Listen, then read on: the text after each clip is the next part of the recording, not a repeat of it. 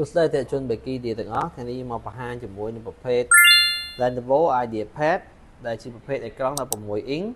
touch screen បិចបានទៀតហើយបត់បាន360ដឺក្រេអញ្ចឹងខ្ញុំបត់ជូនបាទបត់360ដឺក្រេបាទយើងប្រើបិចអញ្ចឹងយើងមកមើល spec ទាំងអស់គ្នាបាទប្រភេទនេះបំពាក់ដោយ spec Intel Core Ultra Core 7ចំណងទី1 RAM 16GB SD មួយតេបាទ spec នេះល្អមែនតើជាមួយប្រភេទ touch screen បត់360ដឺក្រេទម្ងន់មិនល្មមដែរបើជា1.6 គីឡូទេជាមួយនឹងប្រភេទ touch screen នេះគឺ smooth ខ្លាំងមែនតើយើងមានប៊ិចមកជាមួយបុក